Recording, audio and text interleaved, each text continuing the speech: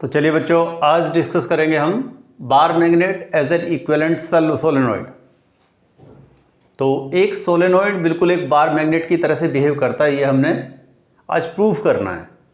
समझिए, देखिए, एक बार मैग्नेट जो होती है बच्चों, जैसे ये बार मैग्नेट है, इसमें ये साउथ ये नॉर्थ, तो यहाँ से मैग्नेटिक फील्ड निकलता है, ऐसे साउथ में एंटर करता है, ऐसे। ये आप लोगों ने ऑलरेडी पढ़ रखा है। तो नॉर्थ से मैग्नेटिक फील्ड बाहर निकलता है और साउथ से मैग्नेटिक फील्ड अंदर एंटर करता है। इसी तरह से जब हम सोलेनोइड से स्टडी करते हैं, तो जब सोलेनोइड में करंट फ्लो करा देते तो बिल्कुल सेम बेटा इसी तरह का डायग्राम इसका भी बनता है।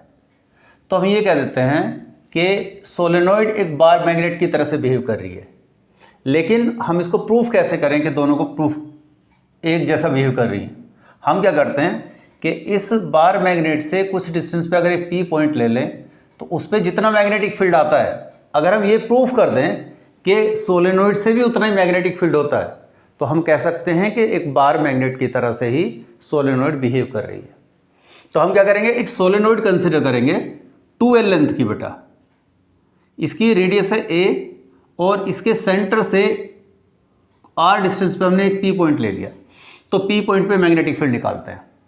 उसके लिए क्या करेंगे, आप लोगों ने पहले एक पढ़ रखा है बेटा, जब हमने बॉयर-सावर्ट लॉ से किया था कि एक सर्कुलर रूप से कुछ डिस्टेंस पे, मान लीजिए x डिस्टेंस पे है, इसकी रेडियस है A, तो यहाँ से x डिस्टेंस पे जो मैग्नेटिक फील्ड होता है B कितना होता है, mu naught NIA square upon twice A square plus x square to the power 3/2।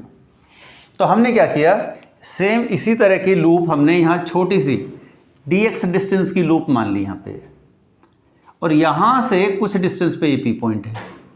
तो हम कहना चाहते हैं इस dx से जो छोटा सा एलिमेंट हमने माना, इससे P पॉइंट पे कितना मैग्नेटिक फील्ड होगा। तो हमने यही फॉर्मूला लगाया बच्चों, mu naught NIA square upon twice, and then यहाँ से लेके यहाँ तक की डिस्टेंस। देखो, ये डिस्टेंस हम निकालना चाहते हैं। आप देखें, ये डिस्टेंस हमने x ली है, ये है r, तो r माइनस एक्स हो गई बेटा। तो यहाँ से A square plus a square, x की जगह हमारा r माइनस एक्स स्क्वायर आएगा, and then to the power 3/2। ये जो n है number of turns, that is n into dx कर दिया। क्यों? क्योंकि हम ये मान रहे हैं कि बेटा n क्या है, number of turns per unit length. इसकी लेंथ ली हमने dx, छोटे से एलिमेंट की, तो n इज इक्वल्स टू हो जाएगा n इंटू dx। वो हमने n इंटू dx पुट कर दिया। अब हम ये जानते हैं बेटा कि ये जो P पॉइंट है ये बहुत डिस्टेंस पे है। इसका मतलब जो A है, इस सोलेनोइड की रेडियस और इसकी लेंथ, इनके कंपैरिजन में R बहुत बड़ी है। तो हम न्यूमरेटर में जहाँ पर A और X आ रहा है बेटा, उसको A और X आ रहा है, उसको आप एलिमिनेट कर दो। तो बेटा जब इनको हटा दोगे, ये हट जाएगा, ये हट जाएगा, R square to the power 3/2, square से हाफ कटेगा, 3 बचेगा, तो R cube. Total magnetic field निकालना बच्चे, तो कैसे करेंगे। अब देखिए, ये जो यहाँ से बढ़ते बढ़ते x यहाँ तक आ जाएगा, और इधर x बढ़ते बढ़ते यहाँ तक आ जाएगा, तो इधर भी L और इधर भी L, एक तरफ की प्लस L, दूसरी तरफ की माइनस L। तो हमने इंटीग्रेट कर दिया माइनस L से प्लस L तक। इसमें ये सारे फैक्टर्स कॉन्स्टेंट हैं, इसको सबको बाहर ले लो, माइनस L से L तक dx का इंटीग्रेशन करेंगे। और dx मैक्सिमम कितनी हो सकती है, L, तो इसका इंटीग्रेशन L ही आना है। तो यहाँ से एक बार L पुट कर दो, एक बार नीचे से माइनस L पुट कर दो बेटा, जैसे इंटीग्रेशन के प्रोसेस में करते हैं हम लोग, उसको यहाँ पुट करोगे तो ये हमारा इतना मैग्नेटिक फील्ड आया। लेकिन n होता है नंबर ऑफ टर्न्स टोटल इस सोलेनोइड में डिवाइडेड बाई इसकी लेंथ, और इसका जो एरिया ऑफ क्रॉस सेक्शन है that is pi A square. अगर हम यहाँ से n की वैल्यू यहाँ पे पुट कर दें और पाई को ऊपर पाई को नीचे मल्टीप्लाई कर ले, तो हमारा ये क्वांटिटी बन जाती है। NI ये क्या बन जाता है, magnetic moment of a loop. तो उससे बेटा m आ गया NIA, तो ट्वाइस बचा, तो 2 हमने यहाँ पे लिख लिया। तो हमारा ये जो मैग्नेटिक फील्ड आता है, एक बार मैग्नेट से भी बेटा अगर इसके सेंटर से इस P पॉइंट की डिस्टेंस R है, तो इस पॉइंट पे भी मैग्नेटिक फील्ड इतना ही आता है। तभी हम कहते हैं कि एक सोलेनोइड बार मैग्नेट की तरह से बिहेव कर रही है, क्योंकि दोनों के मैग्नेटिक फील्ड की स्ट्रक्चर आप डायग्राम बनाओगे तो डायग्राम भी मैग्नेटिक फील्ड लाइंस का वैसा ही बनता है जैसा एक बार मैग्नेट का बनता है। तो बेटा मैग्नेटिक फील्ड इंटेंसिटी डिस्कस करना है। तो जैसे ये बार मैग्नेट है बेटा, इसके पास अगर एक छोटा सा नॉर्थ पोल लेके आते हो तो उस पर जो फोर्स लगेगा हम उसे कहेंगे मैग्नेटिक फील्ड इंटेंसिटी। पास में रखोगे तो मैग्नेटिक फील्ड इंटेंसिटी ज़्यादा होगी, दूर रखोगे तो मैग्नेटिक फील्ड इंटेंसिटी कम होगी। तो हम कहते हैं कि it is defined as the force experienced by a unit north pole in magnetic field. तो फोर्स पर unit pole strength is called magnetic field intensity. और ये एक वेक्टर क्वांटिटी है। अगर आप कहीं पे इसके चारों तरफ, मैग्नेट के चारों तरफ कहीं भी एक नॉर्थ पोल रख दो तो वो जिधर मूव करेगा उसी डायरेक्शन में मैग्नेटिक फील्ड होगा।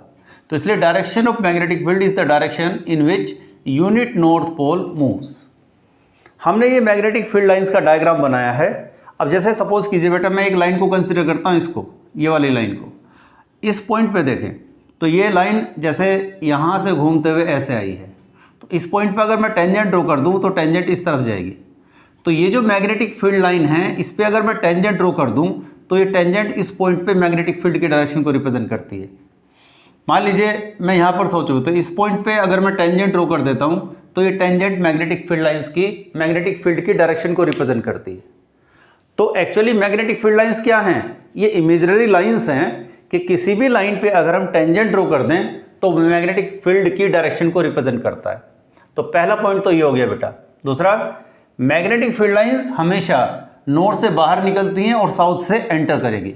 ये बच्चों ये वाला है साउथ पोल और ये है नॉर्थ पोल। तो नॉर्थ से बाहर निकल रही हैं और साउथ से एंटर कर रही हैं। लेकिन आप इसके अंदर देखोगे तो साउथ से अंदर चलती हैं इस तरफ और नॉर्थ की तरफ। मतलब अंदर होंगी साउथ से नॉर्थ की तरफ, लेकिन बाहर होंगी नॉर्थ से साउथ की तरफ। इसलिए हम ये कह सकते हैं कि magnetic field lines close loops बनाती हैं। हमेशा पूरा सर्कुलर होगा, सर्कुलर मतलब कंप्लीट ऐसे सर्कल की फॉर्म में नहीं, लेकिन उसका कोई एंड नहीं होगा। नॉर्थ से बाहर निकलेगी, साउथ में एंटर करेगी और अंदर साउथ से नॉर्थ तक वापस जाएगी और उसी लाइन से मिल जाएगी।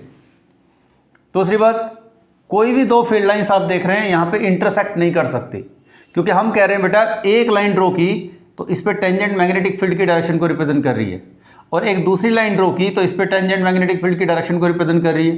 तो इसका मतलब एक ही पॉइंट पे दो डायरेक्शन हो गई मैग्नेटिक फील्ड की, और ऐसा कभी हो नहीं सकता। इसलिए दो मैग्नेटिक फील्ड लाइंस क्रॉस भी नहीं करेंगी। दूसरी बात, जैसे इस पोल के पास देखो यहाँ मैग्नेटिक फील्ड लाइंस बहुत सारी हैं, तो हम कह सकते हैं यहाँ पर मैग्नेटिक फील्ड स्ट्रॉन्ग है, और जब दूर चले जाते हैं तो मैग्नेटिक फील्ड लाइंस की डेंसिटी कम हो जाती है। तो हम कहते हैं जैसे जैसे मैग्नेट से दूर चलोगे तो मैग्नेटिक फील्ड की स्ट्रेंथ डिक्रीज होगी, कम होती जाएगी। तो large number of magnetic field lines represents strong magnetic field. तो इस चैप्टर में बेटा एक टॉपिक और बचता है, that is earth magnetic field and elements of earth magnetic field.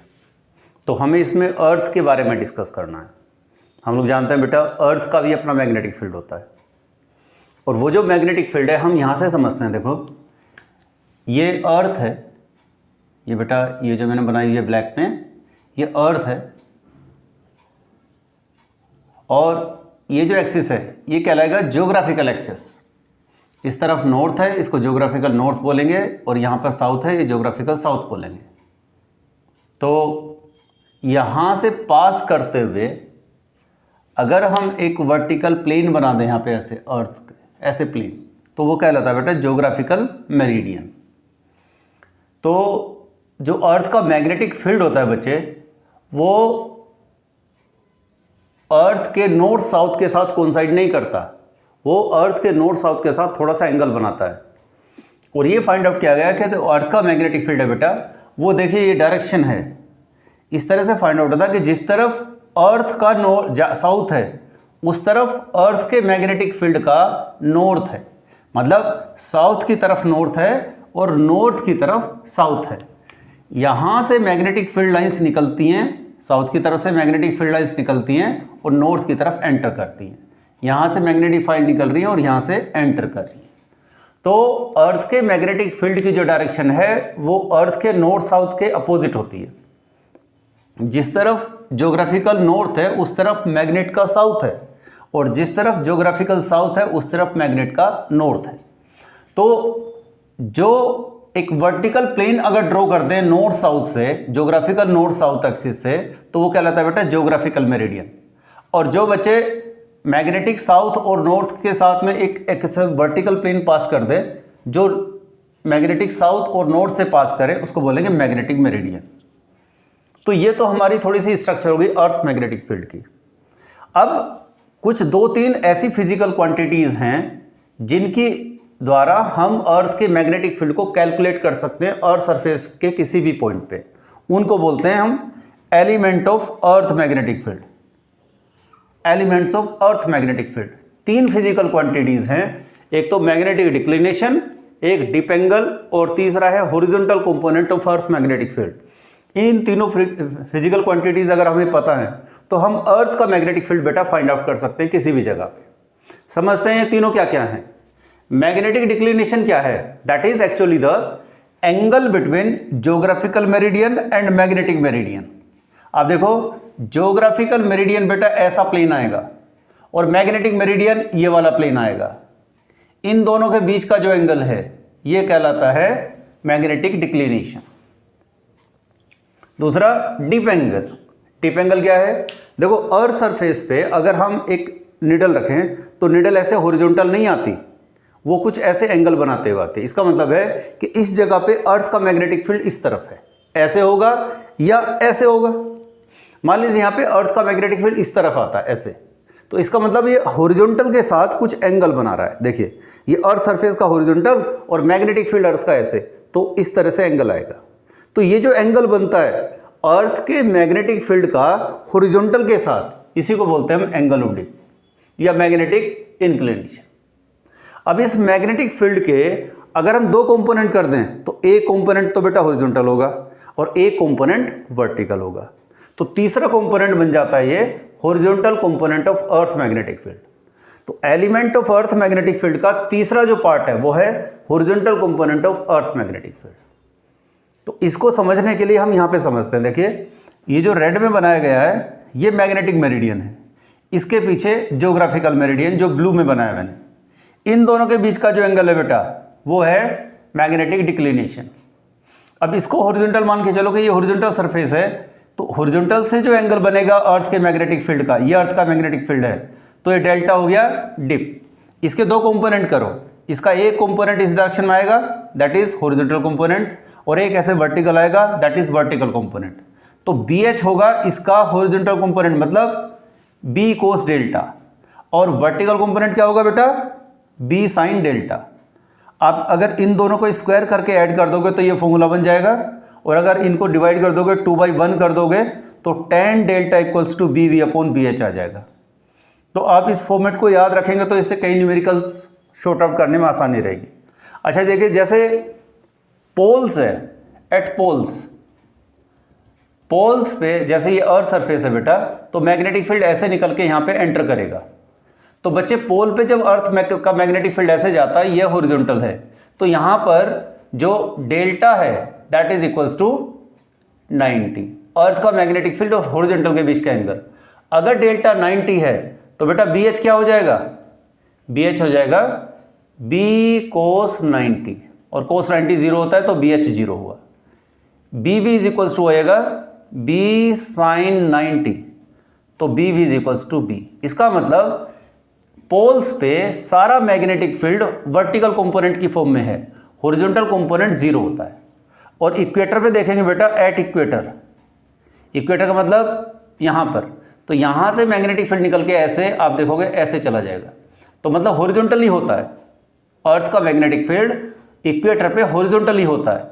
इसका मतलब हॉरिजॉन्टल भी इसी डायरेक्शन में है और मैग्नेटिक फील्ड भी इसी डायरेक्शन में है, तो यहाँ पे डेल्टा क्या हो जाएगा बेटा 0। इसका मतलब BH क्या आएगा B, और BV क्या आएगा 0, क्योंकि साइन 0 0 हो जाएगा। तो इसका मतलब इक्वेटर पे अर्थ का मैग्नेटिक फील्ड किस फॉर्म में होता है? हॉरिजॉन्टल कंपोनेंट की फॉर्म में। इक्वेटर पे वर्टिकल कंपोनेंट 0 रहेगा और पोल्स पे हॉरिजॉन्टल कंपोनेंट 0 रहेगा।